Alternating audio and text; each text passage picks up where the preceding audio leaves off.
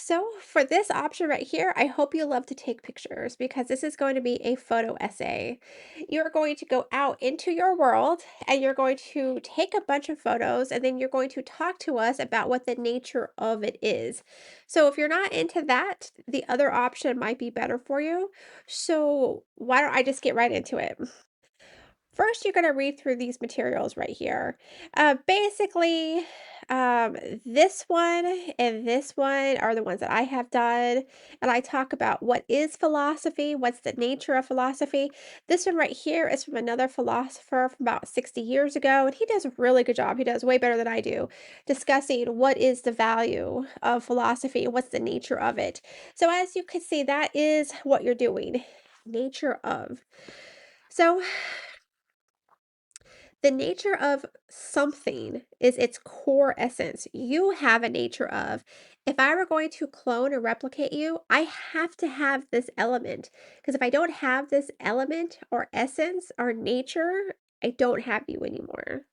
So that's what you're kind of doing. You're going to go out into your world and you're going to take pictures and you're going to discuss with us what is the nature of the object?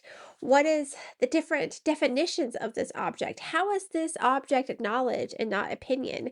Um, and what do we need to take away from this? Like, what about this quality of this object makes it what it is? Like, for example, I showed you my dog. This is my dog, Maggie. She's my entire world. And I would really have to just take all kinds of pictures of her, which aren't hard, and really try to figure out what's the nature of Maggie.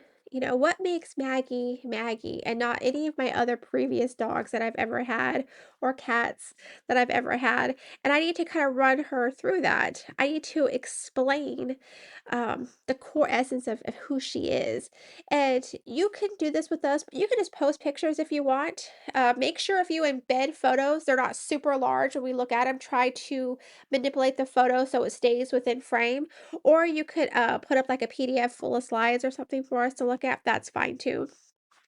So after we're looking at these photos, you need to explain to us what is the nature of it, and then kind of break off into more philosophy side. When you go into these materials, they're going to be talking about different definitions of philosophy.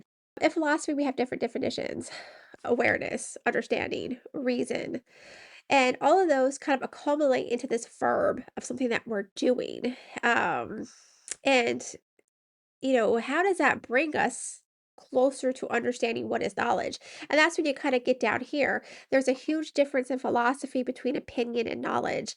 After reading through, especially Russell's work, what do you think the difference is between knowledge and opinion? And there's going to be, you can research this online. You can read about it from me and Russell, and we're all going to have an opinion on what we think knowledge is. The point of this is for you to come up with that. What is the difference when you're talking to someone? What is your opinion versus what is your knowledge? Is there a difference between the two? Do you understand the difference between the two? Do you only talk in one side? So this is an area where you could just get like a little more personal about it. Okay, and then here the epitone. You have provided us with numerous photos and sought to present them in exemplary, particularly quality or type. I just love how Grammarly, like, really like overcorrected how I basically just said, what is the core essence of the object? What is it? Epitone means what is the pinnacle, what is the peak of this object. I think honestly for Maggie, it's just look at this little girl. It's just her love. Like she just wants to love and protect and go get pup cups. Like that's what she wants to do. She is here just to provide this unconditional love and support and friendship to me.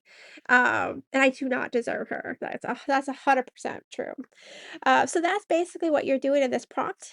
And remember, when it comes to our options for grading purposes, just comment when you go to do your reply on just the option. So if you did option B, only reply to people who did option B. You could go over and look at A, B, C, or D and just kind of browse.